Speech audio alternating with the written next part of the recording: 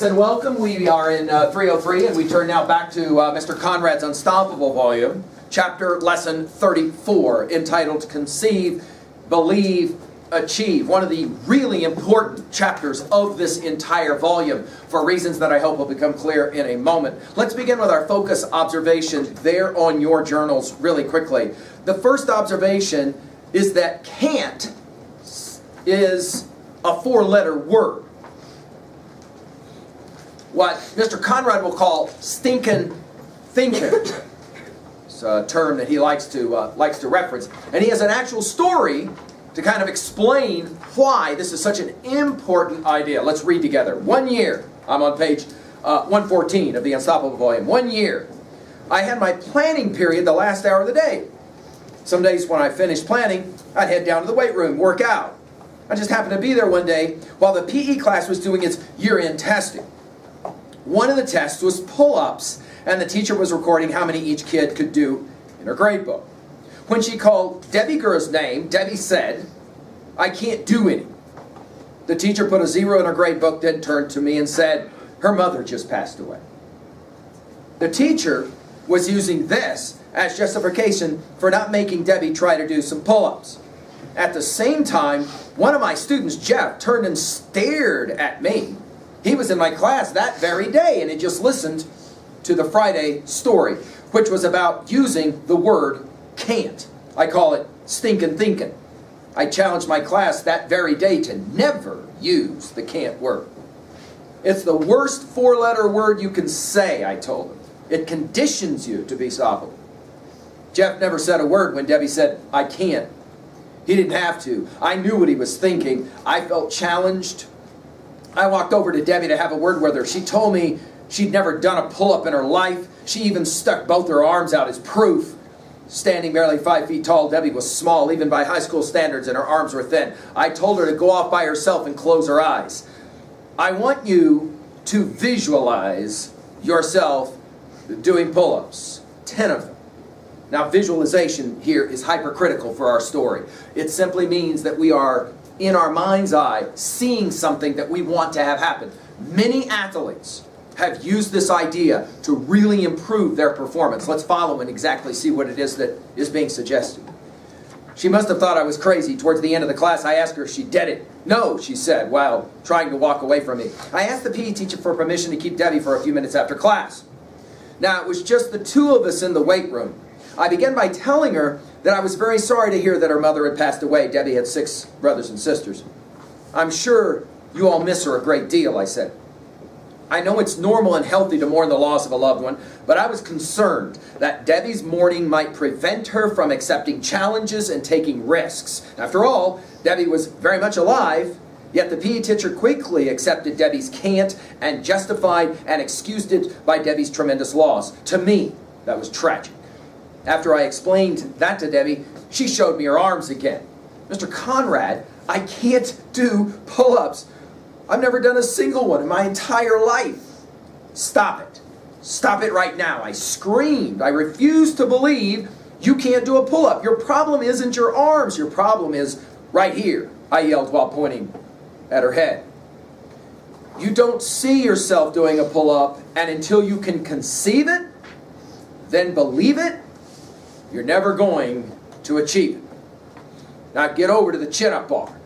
Debbie was so small that she had to stand on a chair to reach it. I made her hold on to the bar and close her eyes. "I want you to visualize yourself doing pull-ups on my count. When I say up, you see yourself pulling up. When I say down, you see yourself lowering back down." I told Debbie I was going to count off 10 pull-ups.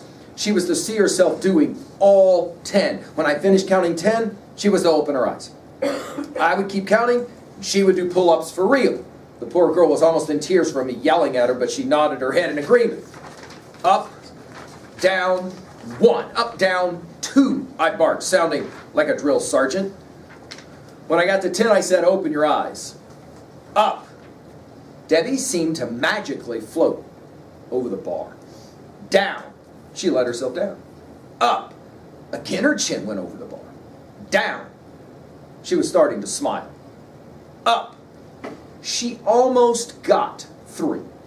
At that point, her emotions erupted like a volcano. She was laughing and crying as she let go of the bar and hopped down off the chair. She gave me the biggest hug her tiny arms could muster. "Thank you so much, Mr. Conrad," she said through the tears. Then she ran up to the PE teacher and said, "Put me down for 2.5." Through the years, I've told that story many times. The lesson of conceive, believe, and achieve is, before you can achieve your goals, you have to first see it happening in your mind. I'll read it again. Before you can achieve your goals, you have to see it happening in your mind. Then you have to believe it, or in Debbie's case, have someone screaming at you who does believe it. Only then you can achieve it.